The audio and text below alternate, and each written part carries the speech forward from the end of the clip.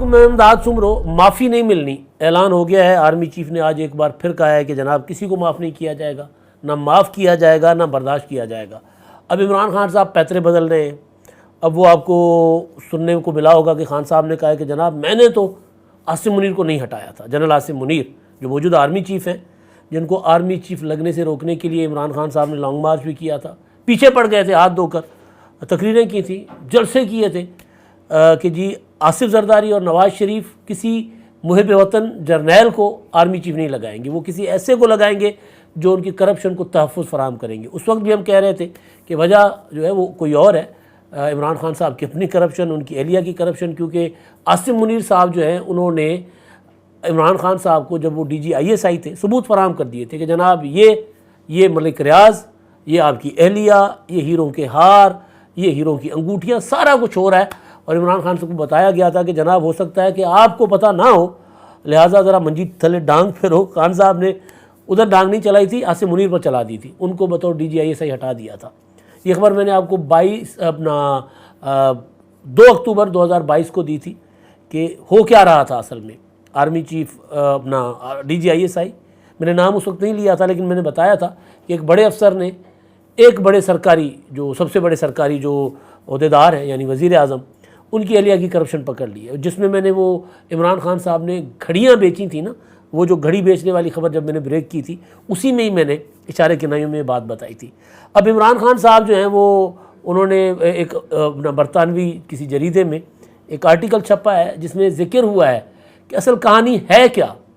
इमरान खान साहब रोज़ाना क्यों कह रहे हैं कि मुझे मरवा देंगे, मुझे गिरफ़्तार कर देंगे, मुझे नहीं छोड़ेंगे, उसके पीछे रीज़न क्या है, असल चक्कर क्या है। तो वो उसमें भी यही कहानी दोहराई गई है। तो उसमें हुआ ये कि इमरान खान साहब ने कहा कि जी जनाब, ट्विटर पर वही आर्टिकल शेयर करके वो लिखते हैं कि जी ऐसी कोई बात नहीं है, ये बात झूठी है। आसिम मुनीर ने मुझे मेरी बीवी के ख़िलाफ़ की करप्शन के मुतालिक कोई चीज़ें नहीं दी थी, लिहाजा ये खबर झूठी है। वज़ीर आज़म शहबाज शरीफ साहब आ गए पार्लियामेंट में आज थोड़ी देर पहले, उन्होंने ख़िताब किया, यानी जिस वक्त मैं वीडियो रिकॉर्ड कर रहा हूँ उससे थोड़ी देर पहले उन्होंने ख़िताब किया। करारदाद मंजूर हुई थी ना पार्लियामेंट ने, आज 9 मई के वाक़यात के ख़िलाफ़ एक करारदाद पास की, उस दौरान PM साहब का ख़िताब था। तो उसमें वज़ीर आज़म साहब ने कहा है कि जनाब मैं ज़िम्मेदारी के साथ ये बात कहता हूँ कि इमरान खान ने जनरल आसिम मुनीर को DGISI के ओहदे से अपनी बीवी की करप्शन पकड़ने के गुस्से में हटा दिया था। और उसके बाद फिर आपको याद है कि जिस तरह इमरान खान साहब लॉन्ग मार्च लेकर गए थे 26 नवंबर को, आर्मी चीफ ये तक कहा कि जनाब जब तक आइंदा आम इंतखाबात नहीं होते तब तक वो जो गद्दार हैं, वो जो न्यूट्रल थे, वो जो जानवर थे, जनरल कमर जावेद बाजवा साहब, वो आर्मी चीफ बरकरार रहे। उसके पीछे रीज़न यही थी कि खान साहब को अंदाज़ा हो गया था कि आसिम मुनीर साहब जो है वो आर्मी चीफ लगेंगे, तो लिहाजा खान साहब जो हैं चीख चिल्ला रहे हैं। अच्छा, दूसरी चीज़ आपको याद होगा 2-3 रोज़ पहले इमरान खान साहब ने अपने लोगों से ख़िताब करते हुए कहा था कुछ मुलाकातों में कि जी आइंदा 1 हफ़्ता उसके बाद हालात बेहतर होना शुरू हो जाएंगे। 1 हफ़्ता गुजर गया, हालात बदतर होते जा रहे हैं, और हालात इतने बदतर हो गए हैं कि खान साहब ने अपने पार्टी के लोगों को जो बैरून मुल्क गए हुए हैं उनको मना कर दिया पाकिस्तान आने से। उन्होंने कहा नहीं, इधर नहीं आना भाई, यहाँ बहुत गड़बड़ है, यहाँ कोई अब हमें बचा नहीं पाएगा।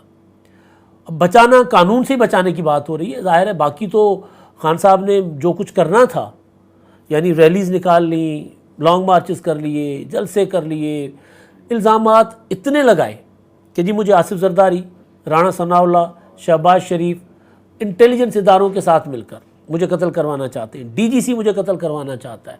फिर ये तक कह दिया इमरान खान साहब ने इस्लामाबाद हाई कोर्ट में बैठे कि जी मुझे तो सिर्फ एक शख्स है वो मेरे पीछे पड़ा हुआ है, वो है आर्मी चीफ। फिर इमरान खान साहब ने यह भी कहा कि जी मुझे तो आर्मी चीफ आसिम मुनीर से कोई मसला नहीं है, पता नहीं उनको मुझसे क्यों मसला है।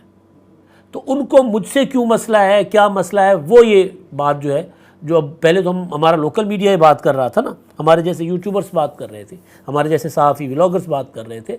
अब जब बात इंटरनेशनल हो गई कि सादिक और अमीन डिक्लेयर्ड बंदा जो है, वहाँ क्या चल रहा था, वो मलिक रियाज जिन्होंने इनको 458 कनाल ज़मीन दी है, कोई छोटी ज़मीन नहीं होती। और उस मलिक रियाज को खान साहब ने 190 मिलियन पाउंड रियासत पाकिस्तान के दान कर दिए कि जी ये लें, आपने लूटे थे आप रख लें। इतनी सखावत। अपने घर गए किसी बंदे को इमरान खान साहब चाय की प्याली नहीं पिलाते। खुद इमरान खान साहब ने कहा कि जनाब मैं जब मेरे पास अमरीकी सफ़ीर मुलाकात करने आया बनी गाला, तो मेरा मुलाजिम जो है वो बिस्किट्स लाया था, वो उसी तरह रैपर में लाकर टेबल पर रख दिया, प्लेट तक नहीं थी। खुद अपने मामले में इमरान खान साहब इतने कंजूस मक्खी चूस अपनी ज़ात के मामले में, और मुल्क का मामला था, कौमी ख़जाने का मामला था।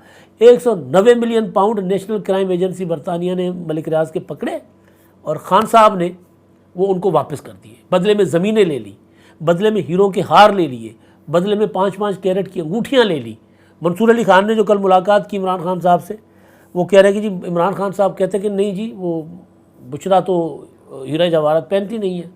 वो दो लोगों की आपस की बात थी, वो ऑफ़र कर रहे होंगे, लेकिन बुशरा तक ये चीज़ें नहीं आई। भाई बुशरा तक हो सकता है, मोहतरमा बुशरा बीबी तक वो हीरो की अंगूठी ना पहुंची हो, लेकिन 458 केनाल ज़मीन तो पहुंची है ना, वो किस किस खाते में है। तो ये जो सारी चीज़ें हैं ना इमरान खान साहब की, वो अब खुलकर सामने आ रही है। वो जो कह रहे हैं कि जी 80% मुझे यकीन है कि मैं गिरफ़्तार हो जाऊंगा और उसके बाद मुझे मार दिया जाएगा। अब ये कह रहे हैं कि मेरे साथ बुशरा बीबी भी गिरफ़्तार हो जाएंगे।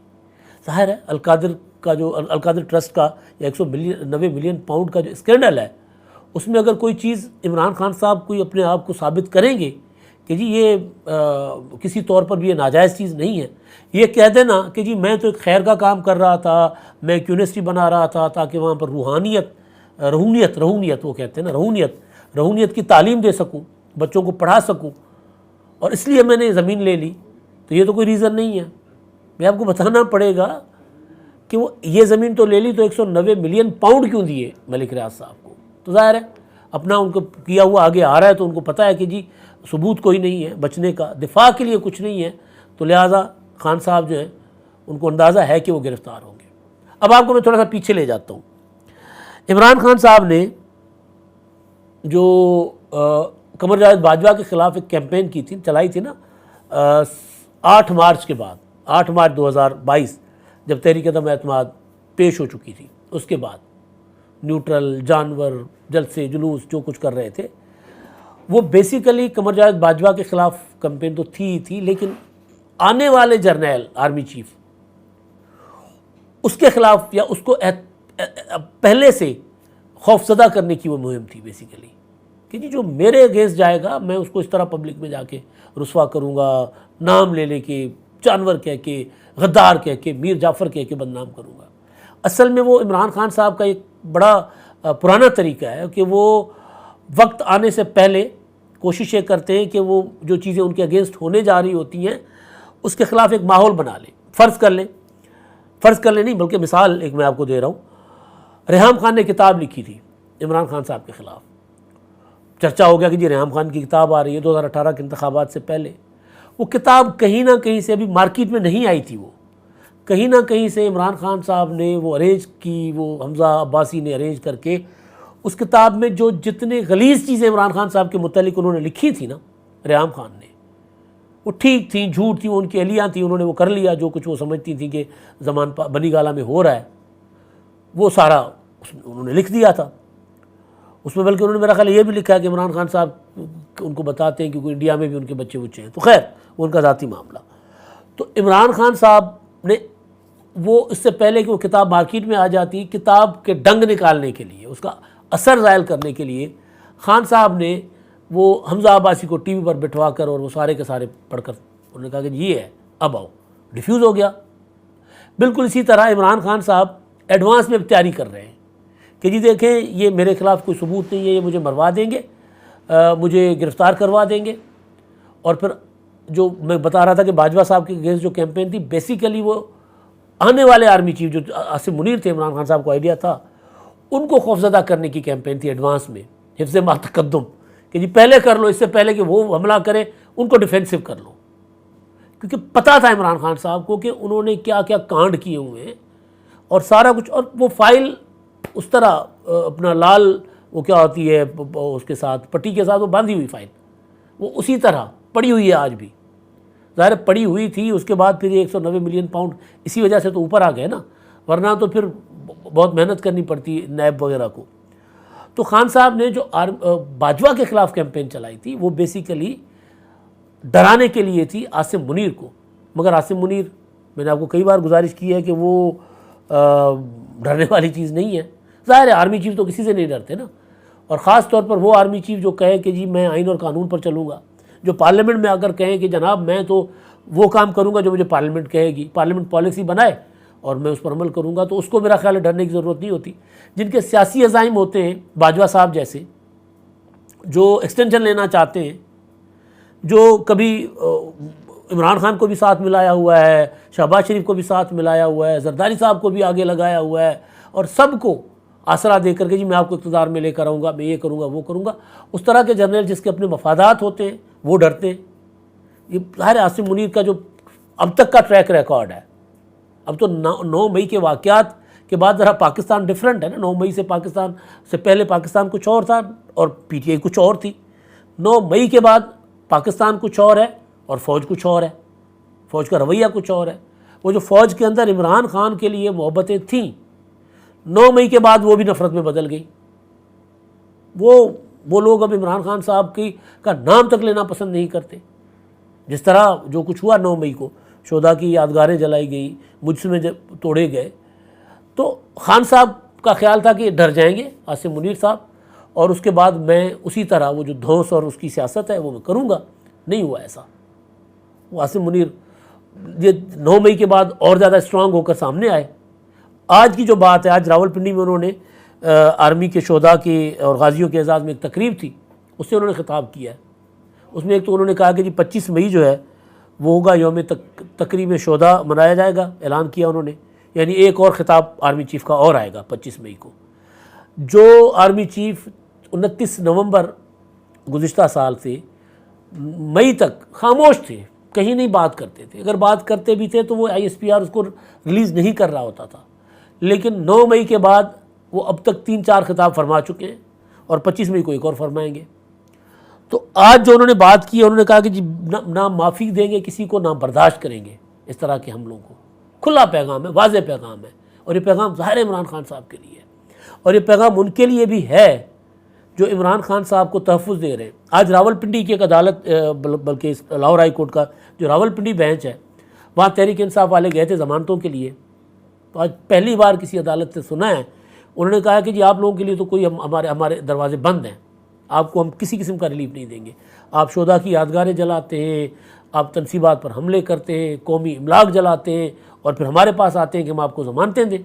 तो PTI के वकील ने कहा कि जी वो PDM वाले तो आकर आपके सामने धरना देते हैं, आप उनकी तो बात सुनते हैं, हमारी नहीं सुनते। तो उन्होंने कहा कि जी जाएँ, आपकी हमने सुननी नहीं है, क्योंकि ये 9 मई के बाद वाला पाकिस्तान है, 9 मई से पहले वाला पाकिस्तान कुछ और था। तो आर्मी चीफ ने जो आज बात की है वो बेसिकली इमरान खान साहब और उनकी पार्टी के लिए एक सीधा पैगाम है। अब इमरान खान साहब पहले तो उनको बदनाम भी कर रहे थे, इल्ज़ामात भी लगा रहे थे और कह रहे थे कि जी मेरा तो कोई उनसे मसला नहीं है, उनका मेरे साथ मसला है। उन्होंने बता दिया कि जी मेरा आपके साथ मसला कोई है कि नहीं है, लेकिन जो कुछ आपने किया असल वो मसला वो है 9 मई का। आज जो इमरान खान साहब की बात सामने आई है, वो कह रहे हैं जी मैं कौमी असम्बली में वापस जाने को भी तैयार हूँ, अगर मेरा रास्ता नहीं रोका गया तो फिर मैं अपोजिशन लीडर भी बन जाऊँगा। क्यों हो रहा है ये सारा कुछ? इमरान खान साहब जो कहते हैं जी हम तो मुज़ाकरात, हमारे मुज़ाकरात तो चल रहे थे, मुझे गिरफ़्तार किया गया इसी वजह से मुज़ाकरात ख़राब हुए। बंदा पूछे अरे डाउडा झूठ भाई, मुज़ाकरात आपने 2 मई को यह कहकर ख़त्म करवाए थे कि 14 मई से पहले अगर असम्बलियाँ तोड़ी जाती हैं और इंतखाबात की तारीख दी जाती है तो मुज़ाकरात जारी रखेंगे, वरना मुज़ाकरात ख़त्म। उस पर मुज़ाकरात ख़त्म हो गए। अब कह रहे नहीं हम तो मुज़ाकरात करना चाह रहे थे, अब कह रहे मैं तो कौमी असम्बली जाने को तैयार हूँ। रीज़न क्या है? रीज़न यह है कि माफ़ी नहीं मिलनी। रीज़न यह है कि जो आसिम मुनीर साहब हैं वो मुसलसल वो जो अंदर फ़ौज के अंदर गुस्सा है ना, उसका इजहार कर रहे हैं तरीके से, वो सामने ला रहे हैं। तो खान साहब को पता चल गया कि पता हो गया साफ, तो लिहाजा अब वो आ गए तरले मिनटों पर, अपने लोगों को कह रहे हैं बाहर रहें, जितने महफूज हैं हो सकते हैं महफूज रहें, ताकि अगर कोई बचत हो जाए, सज़ा से बच जाऊँ, पार्टी बच जाए तो फिर दोबारा समेटने की पोजीशन में हो। बहरहाल अब असल जो चीज़ है, कल कल है अपना यही अलकादर 190 मिलियन पाउंड वाला जो केस है, कल है उसकी पेशी इमरान खान साहब की नैब में। वो कह रहे हैं 80% चांस है कि मैं गिरफ़्तार हो जाऊंगा और बुशरा बीबी भी गिरफ़्तार हो जाएंगी। हो सकता है, मुझे नहीं लगता कि कल गिरफ़्तार हो, लेकिन खान साहब को डर है कि वो गिरफ़्तार होंगे, क्योंकि वो खौफ में जी रहे हैं, और खौफ में जीने वाला बाज़ औक़ात ऐसी कोई हरकत कर जाता है जिस तरह 9 मई की हुई, इससे भी बड़ी कोई हरकत कर जाएंगे इमरान खान साहब, तो फिर उनको जवाब इससे ज़्यादा सख्त मिलेगा, और वो होगा खान साहब की सियासत जो पहले ही नुकड़े लगी हुई है, दीवार के साथ लग चुके हुए, उसका ख़ात्मा। अब देखते हैं कल क्या होता है। अब तक के लिए इतना ही। अल्लाह हाफ़िज़।